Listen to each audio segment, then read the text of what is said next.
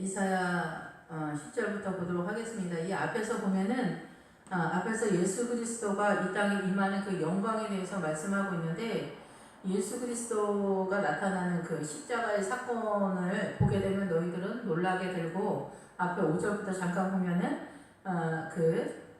기쁜 빛이 뜻이 뭐냐면 빛이 흘러들어오다라는 그런 뜻이에요. 그래서 이거는 강물이 흘러들어오는 것 같다라는 그런 뜻이거든요. 그래서 너희가 예수 그리스도의 십자가를 보면은 예수 그리스도의 그 빛이 강물이 흘러들어오듯이 너희의 심령 안에 들어와서 너희 마음이 놀라고 하창하리니, 하창하다라는 것은 뭐 날씨가 좋다는 그런 뜻이 아니라 우리의 심령 안에 예수 그리스도의 나라가 넓어져가고 강대해져 간다는 거예요. 예, 그래서 그 이삭이 우물을 이렇게 하나하나 발견해 갈 때 그 아브라함의 우물인데, 그 우물이 말하는 것이 하나님의 나라를 설명하잖아요. 생수, 생명, 강가의 생명수인데 그 우물 하나하나가 다 다른 우물인 거예요. 그래서 그 우물 하나하나가 다 하나님의 나라의 넓으심과 깊으심과 높으심에 확장되어지는 그 믿음의 영역의 넓어짐을 설명하고 있는데, 예수 그리스도의 그 십자가 보혈이 강물이 흘러가는 것처럼 너희 심령 안에 그 빛이 들어오면 너희의 마음이 이렇게 하나님의 나라처럼 이와 같이 넓어지고 강대해질 것이다 라는 것에 대한 선언이면서, 바다의 부가 4개로 돌아오면은 이 바다가 그 큰 파도 10m 넘는 그런 파도가 이렇게 일어나는 것 같이 일어나면서, 파도가 그렇게 일어나고 태풍이 치면 이 바다가 뒤집어진다라는 거잖아요. 그리고 태평양이나 이런 그 물들이 흘러가면서 완전 뒤집어지고 바뀌어진다라는 건데, 그런 것처럼 너희들의 심령이 이 바다가 뒤집혀지는 것처럼 그렇게 예수 그리스도의 빛이 조명이 들어오면은 그렇게 너희들의 심령이 뒤집어질 것이다 라는 그런 뜻이에요. 돌아오면은 뒤집어지다는 그런 뜻이에요. 그래서 이방 나라의 재물이 다 내게로 올 것이다. 그래서 예수 그리스도에게 재물이 온다는 것이 아니라 사람이 그렇게 애달아하는 모든 중요한 거, 힘이나 권세나 군대나 권력이나 돈이나 자식이나 그 모든 애착의 그런 모든 것들을 하나님의 나라에 다 내어드린다라는 거예요. 그러면서 하나님의 나라가 세워지는 그때가 올 것이다. 그렇게 되면은 그때에는 예수 그리스도의 십자가로 인하여서 이스라엘과 이스마엘과 이방인들이 다 돌아오게 될 것이다. 예수 그리스도에게로 돌아오게 되는데, 그 중간 8절에 성령님의 역사로 그렇게 나타나게 될 것이다 라는 거예요. 예수 그리스도의 십자가는 빛의 역할을 감당하시고, 예수님께서 가시면서 내가 너희에게 성령을 보내줄 것이다 라고 약속하신 그 성령님이 진리의 영으로 오셔서 모든 이스라엘이나 이스마엘이나 이방인의 모든 영혼들을 예수 그리스도의 이름 앞으로 집결시키는 그런 상태가 된다라는 거죠. 그래서 이스라엘은 사실은 에바는 그 미디안의 아들인데, 이 미디안의 세력은 낙타로 많이 나타나게 되거든요. 그래서 미디안은 사실상 들어가 보면 미디안이 아니라 이스라엘을 말하는 거예요. 물론 아브라함이 그들을 통해서 난 후손이에요. 실제적인 사건에서는. 그런데 이 미디안이 말하는 것은 이 이스라엘이 인간적으로 최선을 다했을 때 요단강을 건너가기 전 상태의 믿음이라는 것을 표현할 때 이 미디안으로 표현이 되고 있습니다. 그리고 이 스바는 에디오피아 여왕이 스바 여왕이라고 하는데, 그 스바 여왕의 스바하고 부엘세바의 그 세바하고 다 동일한 말이에요. 그리고 여기서도 그래서 이 스바는 위치적인 것도 그러있고 뭐 다른 후손의 이름도 있지만, 여기서 말하는 스바가 말하는 것은 부엘세바의 그 세바, 부엘은 베에르라는 그 우물이라는 단어를 써서 부엘세바로 사용하고 있는 건데, 7개의 우물. 그래서 7개 하나님의 완전수를 말하면서 맹세라는 그런 뜻을 가지고 있거든요. 그래서 이 스바 사람들은 예수 그리스도에게, 이스라엘에게 속한 영역의 사람들이다 라고 볼 수가 있는데, 왜 그러냐면은 그 위치적으로도 그렇고, 이 세바가 말하는 것은 믿음의 영역 속에 있는, 그것도 최고의 믿음 속에 있는 사람들을 일컬어 부엘세바에 거주하는 믿음들을 말을 하거든요. 그래서 이 부엘세바의 믿음은 아브라함과 이삭과 야곱인데, 이 야곱도 이 부엘세바에 이르는 믿음을 얻을 때 언제 얻었냐면은 이 요셉이 애굽에 살아있다라는 그 소리를 들었을 때 비로소 그 하나님의 그 광대하심을 알게 돼요. 그러면서 그 야곱이 애굽으로 내려가는 때에 부엘세바에 거하는 상황이에요. 우리가 인간적으로 성경적으로 그 역사적으로는 잠깐 머무른 거지만 그것을 말하는 것이 아니라 이 야곱이 이 부엘세바에 이르는 믿음에 이르렀다는 거죠. 그래서 바벨론으로 갔다가 포로로 잡혀갔다가 다시 돌아온 사람들 속에서도 이 부엘세바에 이르는 믿음의 사람들이 있어요. 돌아온 사람들 속에. 그래서 이 부엘세바에 이르는 믿음의 사람은 엘리야가 있고 이렇게 몇몇 되지 않는 사람들이 이 부엘세바에 이르는 믿음을 갖고 있어요. 이 사람들은 금과 유황을 갖고 있는 사람들이에요. 금은 믿음이죠. 최고의 믿음. 정금같이 이 환난을 통하여 정금같이 나오는 그 믿음을 소유한 사람들을 말하는 거고, 유향은 우리가 이렇게 성전 안에서의 유향이 말하는 것은 기도죠. 그래서 이 금과 같은 믿음과 유향을 갖고 있는 정말 향기로운 기도를 할 수 있는 그러한 믿음을 갖고 있는 사람들이 예수 그리스도에게로 몰려올 것이다라는 거죠. 믿음이 있는 이스라엘, 믿음이 연약한 미디안과 같은 세력들, 그리고 이스마엘과 같은 사람들이 주님께로 몰려온다는 얘기예요. 그래서 이 게달과 느바요스는 이스마엘의 큰아들, 작은아들이에요. 그 후에도 더 많은 아들들이 있지만 어쨌든 게달과 느바요스는 이스마엘의 아들들이에요. 그리고 게달은 거무스름하다라는 뜻을 갖고 있기 때문에 이 이스마엘이 말하는 것은 거무스름하다는 게 뭐겠어요? 죄가 있다는 거죠. 아직 제 문제가 해결이 되지 않았다라는 거예요. 그래서 그 슬라미 여자도 아가서에서 예루살렘 딸들에게 내가 비록 게달의 장막 같을지라도 내가 솔로몬의 휘장과 같다라고 하는 것은 그 믿음의 세계를 이해했다라는 고백인 거예요. 내가 죄인이어도 상관없이 구원의 확신 속에서 내가 하나님께 갈 수 있다라는 그런 가난한 신앙 고백이 아니라는 거죠. 어쨌든 그래서 이 이스마엘도 주님께로 십자가가 나타나게 되었을 때는 누구나 다 동일하게 주님께로 나와서 기꺼이 받음이 되는, 이들의 그 예배를 주님께서 기쁘게 받으시는 그런 상황이 될 것이다라는 거예요.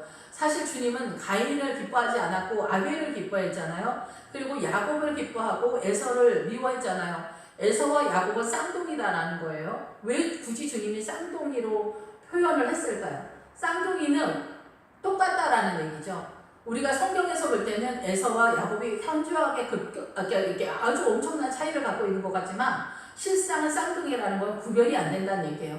그래서 교회 공동체에서도 많은 성도가 똑같이 믿음이 좋은 것 같지만 그리고 최고의 믿음을 갖고 있는 것 같아도 그 내용 속에서는 하나님을 의지하고 있는 가난한 사람이 있는 것 같기도 하고, 어떤 사람은 하나님을 의지하지 않는 부유한 믿음을 갖고 있는 것 같은 사람들이 있을 수 있어요. 그러나 주님은 언제든지 예수 그리스도의 이름으로 서 있는 사람이 하나님의 나라다라고 선언을 한다라는 거죠. 그래서 최고의 부유한 믿음을 갖고 있는 것 같지만 실상은 아니었던 이스마엘이, 그리고 에서가 아니다라는 거예요. 그런 사람들도 이제는 예수 그리스도의 십자가 앞에서 주님께서 다 불러드린다라는 거예요. 그리고 그들을 통하여서 이스라엘뿐만이 아니라 이 이스마엘과 같은 사람, 거무스름하고 죄 문제가 해결되지 않았고 이 가난한 것 같고 사단의 속임수에서 벗어나지 못하는 이들에게 내 영광의 집을 영화롭게 하는 그 은혜를 허락해 주신다는 거예요. 하나님의 집을 이들에게 맡겨주겠다라는 거예요. 누구나 다 주님께로 돌아오라, 주님께로 가까이 오라. 성령께서 그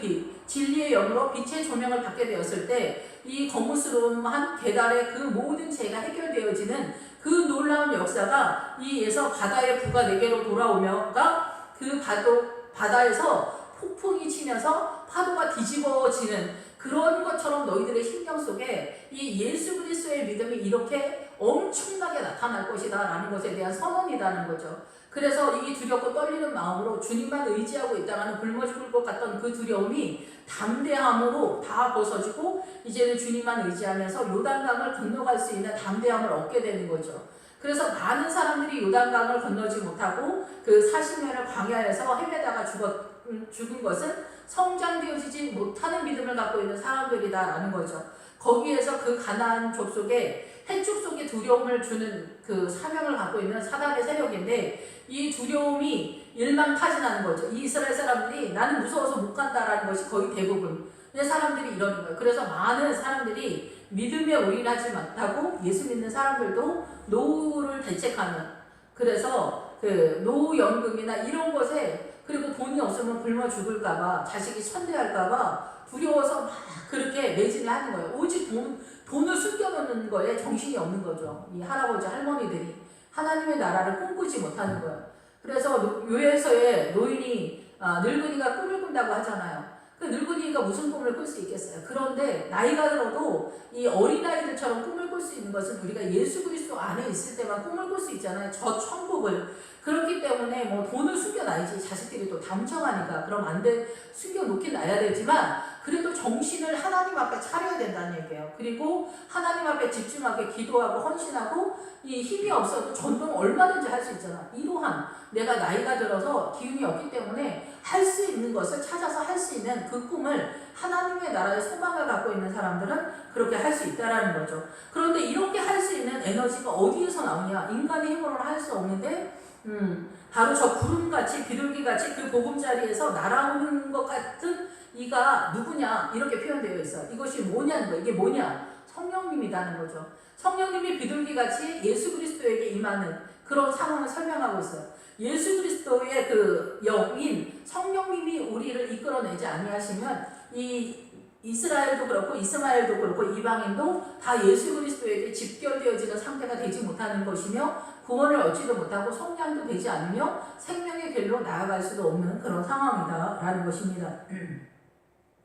9절을 보면은 성들이 나를 앙망하고 다시스의 배들이 먼저 이르되 먼 곳에서 내 자손과 그들의 임금을 아울러 싣고 와서 내 하나님 여호와의 이름에 드리려 하며 이스라엘의 거룩한 이에게 드리려 하는 자들이라. 이는 내가 너를 영화롭게 하였습니다 라고 선언을 하는 거예요. 그래서 이 다시스는 우리 지역적인 항구나 이런 것들로도 우리가 말하고 있어요. 그래서 이 다시스는 지역적으로도 설명을 하고 있지만은 지중해 연안 도시로도 설명을 하고 베냐민의 아들로도 표현이 되어 있지만은 실상 이 맥락에서 말하는 이 다시스가 말하는 것은 뭐냐면 다시스의 원래 이름은 금속을 재련하거나 정제하거나 이러한 것을 하는 그런 뜻을 가지고 있어요. 그래서 이 다시스가 말하는 건 뭐냐면은 이방인들도 금과 은과 금은 믿음이고 은은 순결이에요. 그래서 예수 그리스도를 믿음으로 순결하게 된 상태의 성도들이 예수 그리스도에게로 몰려오는 거예요. 그래서 그 하나님의 이름, 여호와의 이름,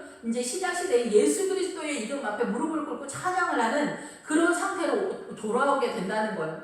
실상 은과 금을 가지고 나온다는 얘기가 아니라는 거죠. 그런데 우리가 예수 그리스도 앞에 나오면 실상 은과 금을 또 드리게도 돼요. 헌금도 하고 헌신도 하게 되는 것이 사실이죠. 그것이 신앙 고백이면서 이러한 헌신들을 하게 되었을 때 하나님의 나라가 이 위에서 말했던 하창하게 되니 넓어지고 확장되어지는 그 하나님의 나라를 보게 되는 역사가 나타나게 된다라는 거죠.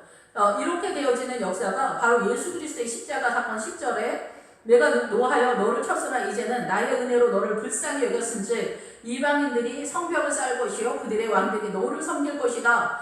예수 그리스도의 십자가로 인하여서 성벽이 쌓아지는데 이 이방인들이 성벽을 쌓을 것이라는 거예요. 성벽을 쌓는 것은 뭐냐면은 오전에도 말씀을 드렸는데 사단이 우리를 공격할 수도 없고 우리가 안전지대에 있다라는 거예요. 이 보호책 속에 있다라는 거예요.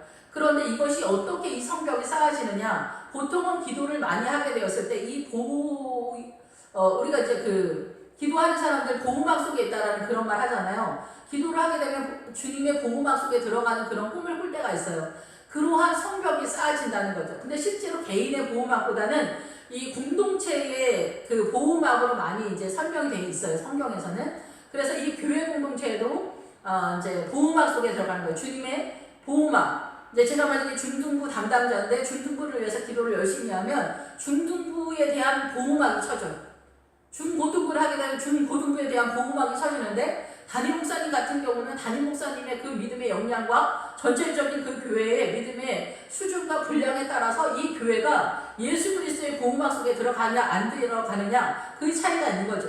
그런 것처럼 이 성벽이 쌓아지는 그런 상황이 되는 거예요. 근데 믿음의 전체 속에서 보면은 창세기서부터 믿음의 전체 속에서는 이스라엘이 바로 이 성벽의 역할을 감당했다라고 요한계시록의 새 예루살렘 성에서 보면은 이 이스라엘은 이 성벽을 담당하는 12문을 관장하는 그 사명을 감당했어요. 그래서 이스라엘은 그 성벽과 12문을 관장해서 이스라엘의 12지파가 이 12문을 관장하고 있기 때문에 이스라엘을 통해서 이 믿음의 세계 속에 들어간다는 거예요. 이 성경이 이스라엘 예수 그리스도를 통해서 세워졌잖아요. 그래서 이스라엘을 통해서 성문으로 들어가게 된다는 거예요. 믿음의 세계 속에 들어간다는 거예요. 그런데 요즘 뭐 신천지에서 12시판 해가지고 뭐 어쩌고저쩌고 하는데 좀 웃기긴 하죠. 그들의 왕들이 너를 섬길 것이다. 그래서 이방인들도 이렇게 이스라엘의 성문 속에다 들어간다. 이 믿음을 세운다는 거예요. 기본적인 기초적인 믿음을 세워지게 되면서 예수님의 십자가로 그러면서 왕들이 너를 섬기게 될 것이다. 이게 뭐 이방인의 왕들이 아니라 믿음 안에서 믿음의 왕들을 말하는 거예요. 믿음의 왕들, 사명자들이라고 보통은 볼 수가 있겠죠. 그래서 이 뒤에도 나오지만 이 사명자들은 주님이 몰아친다는 거예요. 주님이 인도하고 몰아간다는 거예요. 몰아가. 예, 여기에서 왕들이 포로로 이끌어 옴이라 여기가 인도하다, 몰다, 안내하다 이런 뜻이거든요. 그래서 왕들은 주님이 어떻게 하냐면은 믿음의 왕들을 세울 때 주님이 몰아가는 거예요.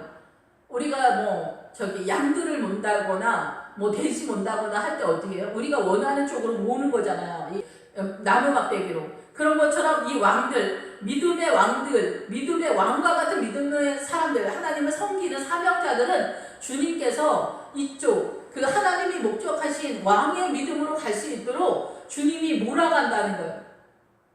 그래서 아주 놀라운 말씀들이 이 뒤에도 계속해서 나타나게 되는 거죠.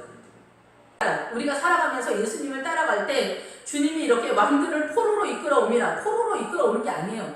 왕들이 몰아오는 게 아니에요. 왕을 세워가는 입장에서 성령께서 우리를 몰아가시기 때문에 우리는 고난 가운데 있기 때문에 우리는 죽을 지경인 거예요. 그래서 슬픔의 날이 계속 있는 거예요. 왜 슬픔의 날이 있어요?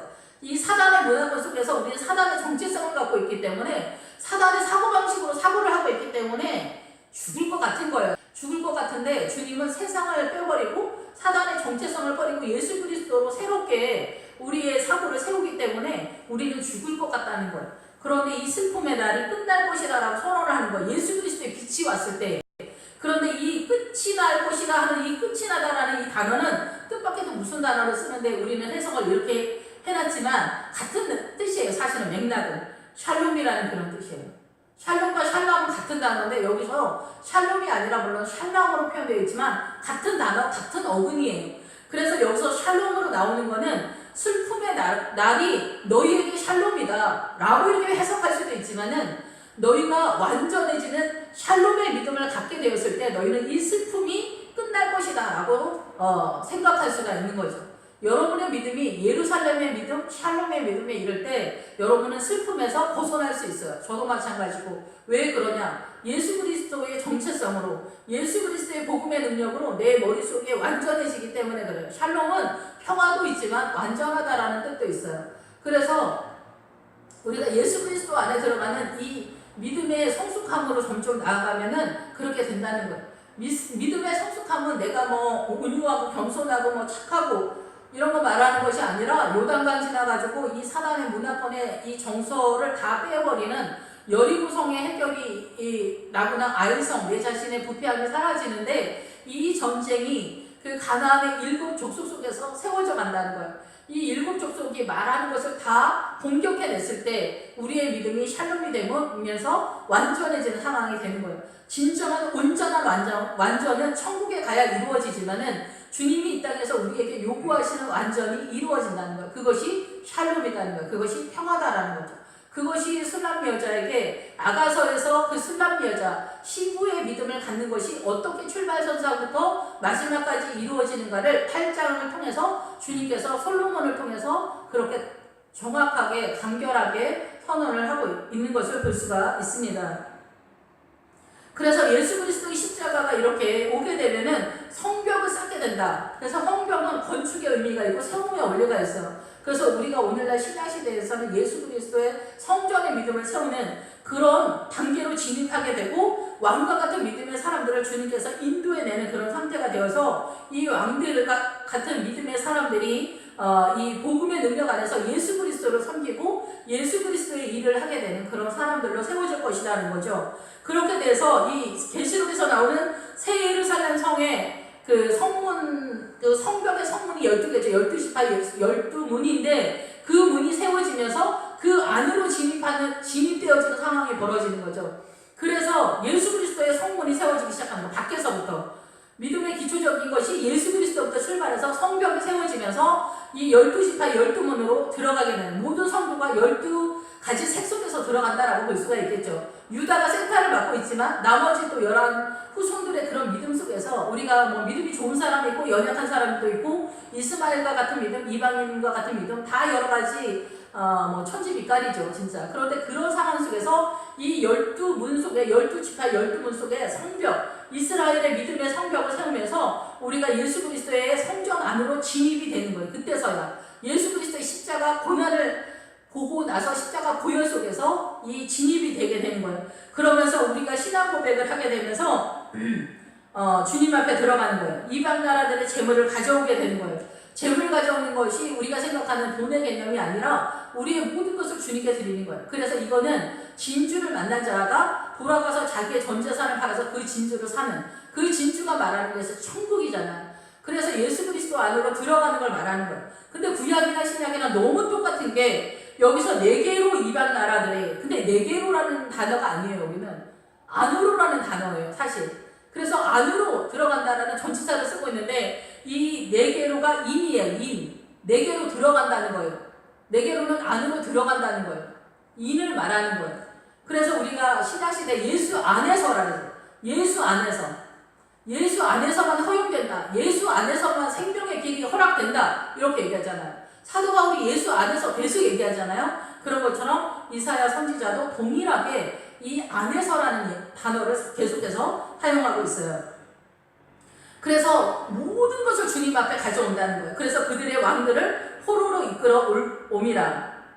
왕들은 예수를 믿는 강력한 믿음의 사람들이 예수 그리스도에 의해서 이렇게 몰아간다는 거예요. 몰아간다. 왕의 믿음을 세우기 위해서 몰아가는 거예요. 사실상 왕의 믿음은 어느 날 하루에 우리가 밥 한 숟갈에 배부르냐 그러잖아요. 한 그릇을 다 먹어야 배부르다 얘기해요. 하나님의 나라도 마찬가지예요. 이 왕의 믿음을 갖는 것이 하루아침에 이루어지는 게 아니라 인생 전체 속에서 이 길을 가는 거예요. 나도 먼저 한 걸음 먼저 가고 먼저 간 그 한 걸음을 내 뒤에 오는 성도들에게, 내 뒤에 오는 그 동료들에게, 이웃들에게 나누어주는 그런 믿음의 세계가 세워져 가고 있는 것이죠. 너를 섬기지 아니하는 백성과 나라는 파멸되리니 그 백성들은 반드시 진멸되리라. 반드시와 진멸은 같은 단어, 하라브라는 단어를 쓰는데 이거는 마르다, 황폐하다 그런 뜻이에요. 그래서 예수 그리스도, 주님께 순종하면서 예수 그리스도를 영접하지 않고 나오지 않는 사람들에게는 예수 그리스도의 생명수가 공급이 되지 않는 거죠.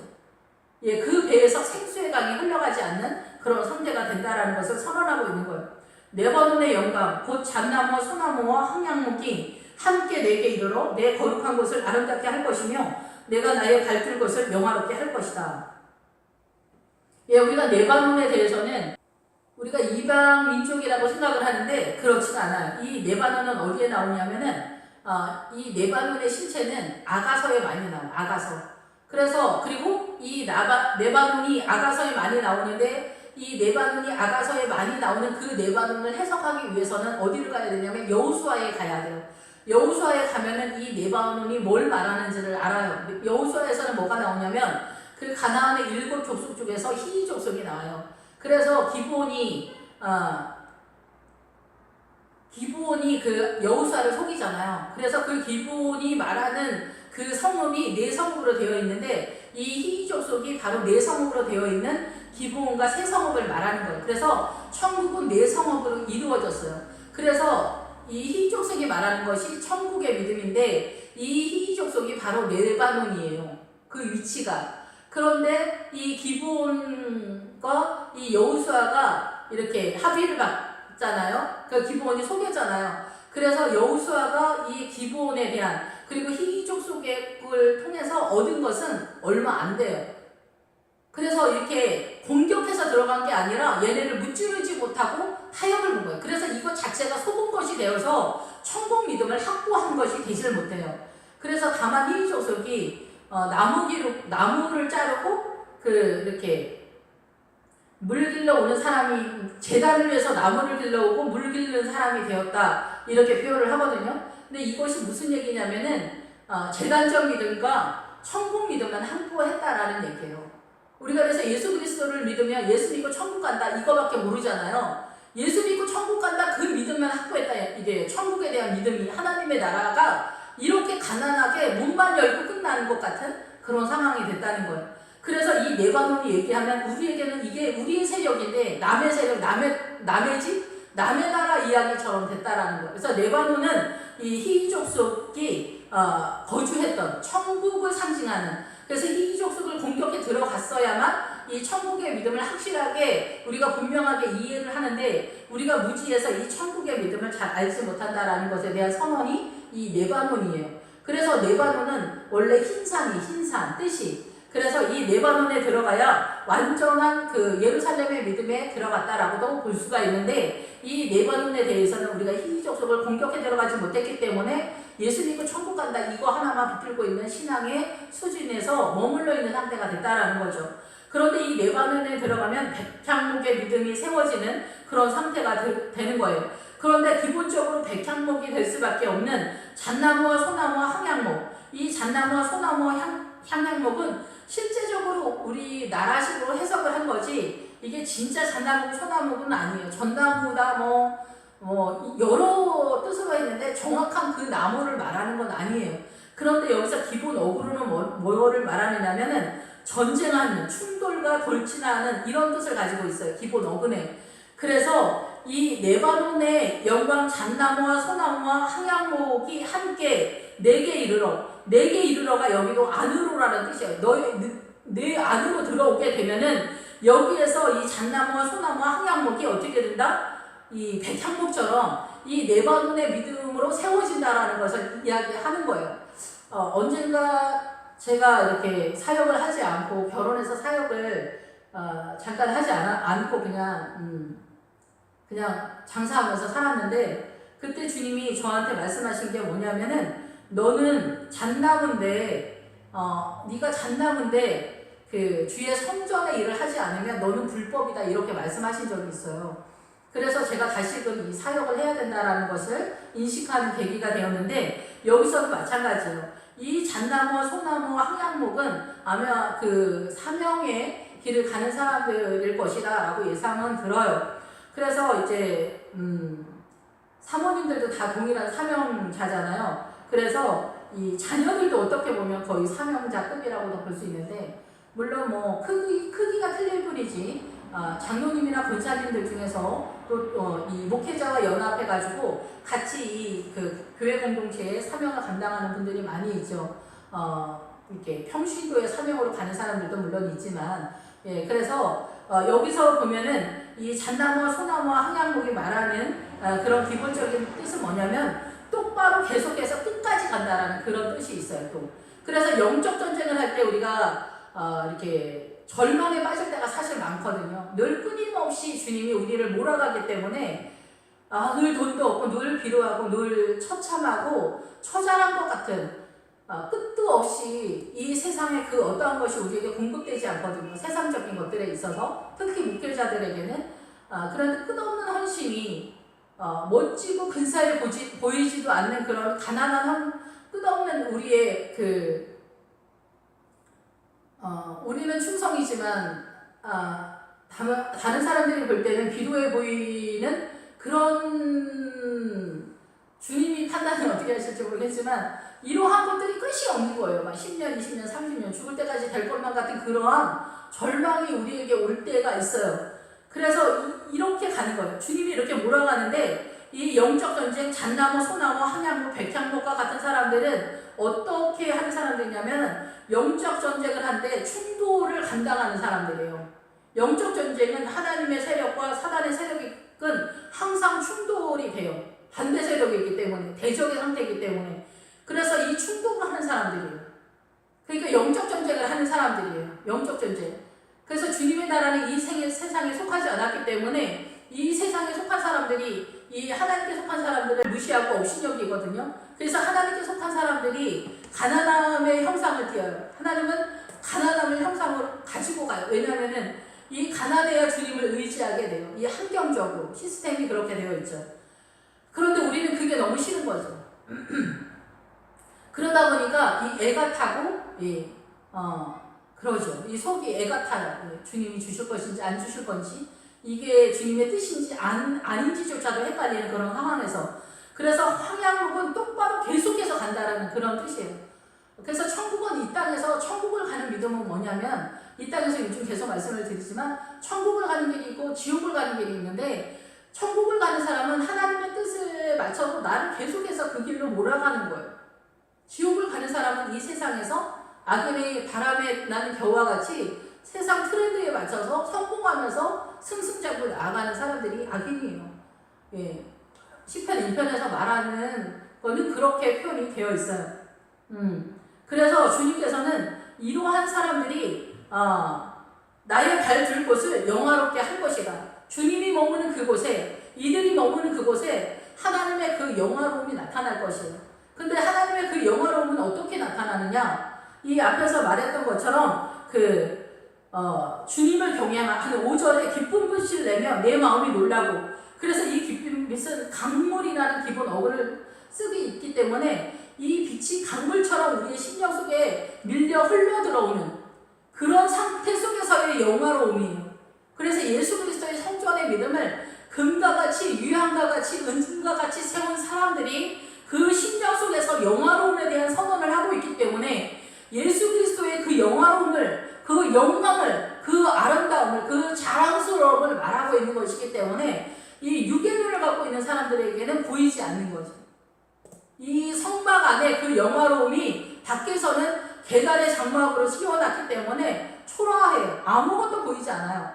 밖에서도 보이지도 않고 그 안에 들어가도 이 성전들에서도 이 그 성전 안에 있는 그 천막, 성소, 그게 보이지 않아요. 계단의 장막으로 뒤집어 씌워놨기 때문에. 그래서 이 계단의 장막 그 밑에 그 붉은 천을 해놔서 예수 그리스도의 십자가 붉은 천을 지나가면 그 밑에 바로 흰 세마포가 있어요. 그 밑에 금과 유향과 제단과 말씀이 있는 거예요.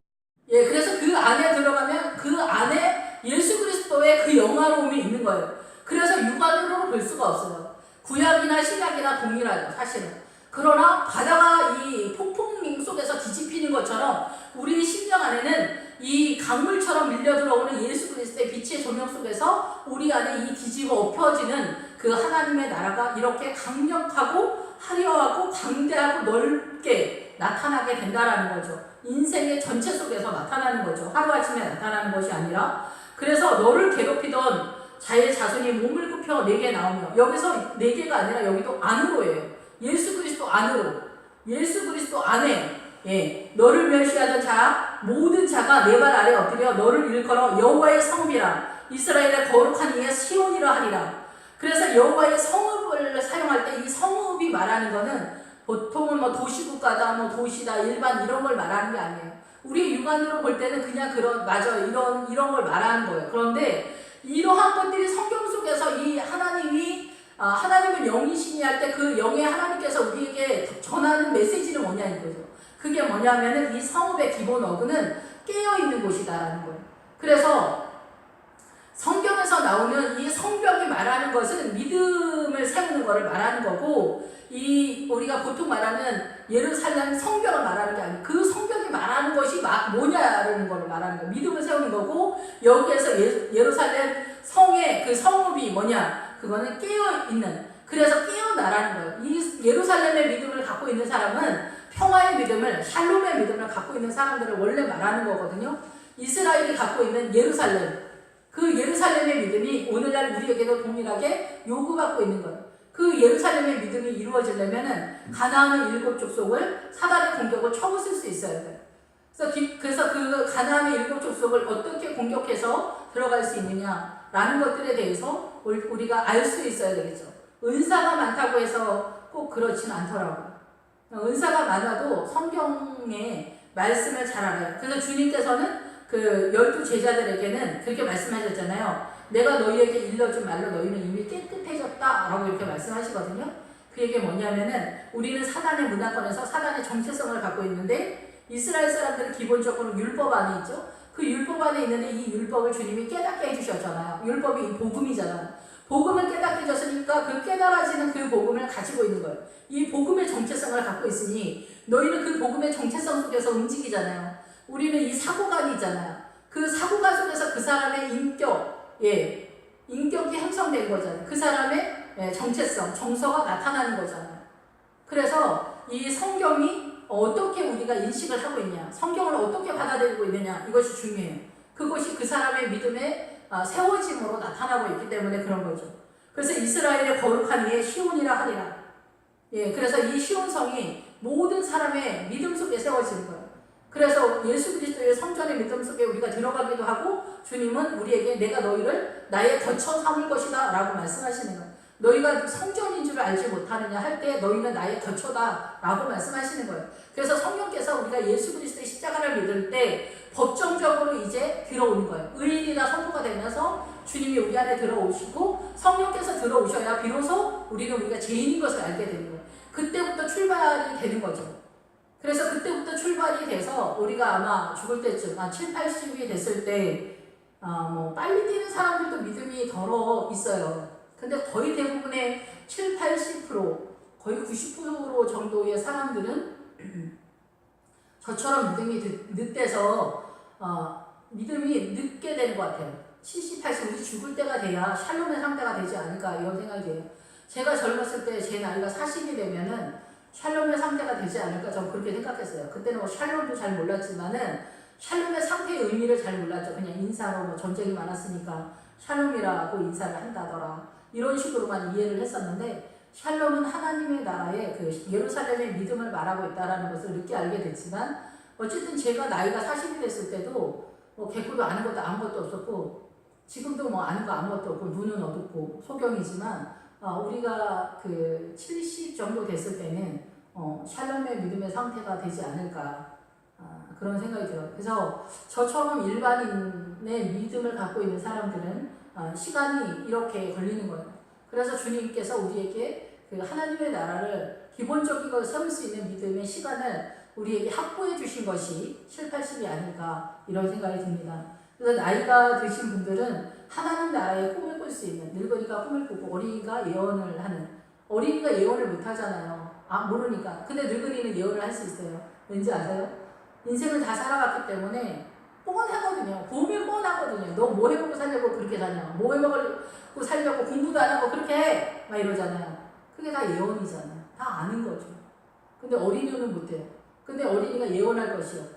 성령님에 의해서 어린이가 예언을 하면서 자기 인생의 궤도를 주님께로 틀을 수 있는 그런 은혜가 흘러가고, 젊은이가 이상을 볼 것이다. 젊은이들이 힘이 세니까 막 자신만만하잖아요. 그런데 그때 하나님의 나라 천국에 있는 것을 보면서 자기의 삶을 주님 앞에 나아가게 되는 거죠.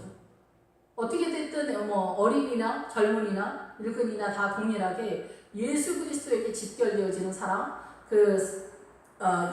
이스라엘이나 이스마엘이나 이방인이나 성령님의 은혜 가운데 다 예수 그리스도에게 집결되어지는 상황. 그리고 주님은 이 세상의 모든 여자나 남자나 모두를 신부라고 선포하고 있어요.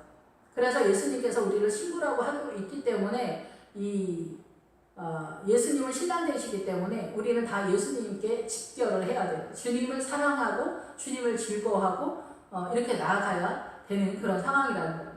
그래서 음녀라고 표현되어지는 모든 것들이 계시록에서도 그렇고, 여자가 대먹지가 않아가지고 음녀다, 뭐 여자는 이상하다, 그런 것이 아니에요.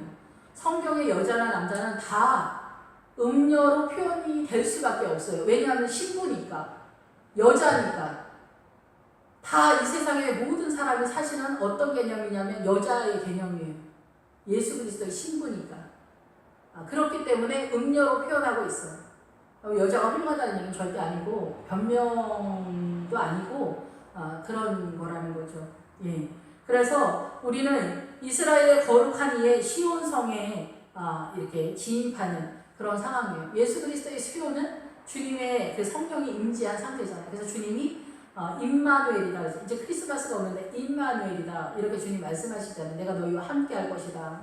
이렇게 말씀하시는 거라는 거죠. 그래서 우리는 이미 이 땅에서 주님과 함께하고 있어요. 때때로 우리가 잃어버리지만, 깜빡깜빡하고 절망에 나아가지만, 주님은 우리에게 임마누엘로 함께 계시고, 여기에서 세계 열방을 부르실 때에도 주님은 비둘기가 그 보금자리에서 날아가는 것 같이 하는 그 성령님이 우리와 함께할 때 이 모든 일들이 나타난다라고 선언을 하고 있다라는 것입니다. 기도하겠습니다. 할렐루야. 주님 감사합니다. 예수 그리스도의 그 빛이 강물처럼 우리의 심령 가운데 밀려 들어올 때 우리 안에 이렇게 폭풍이 치는 것 같은 뒤집어지는 역사가 일어나게 됩니다. 주님의 그 영화로우신 앞에 저희가 금과 은을 가지고 나아갈 수 있도록 주님 축복해 주시옵소서. 더욱이 바라기는 금과 유황을 가지고 나아가는 스가 사람들이 될 수 있도록 주님 축복하여 주시기를 원합니다. 주님께 영광을 돌리는 저희들의 날마다의 삶의 순간순간이 되도록 축복하여 주옵소서. 예수님의 이름으로 기도했습니다. 아멘.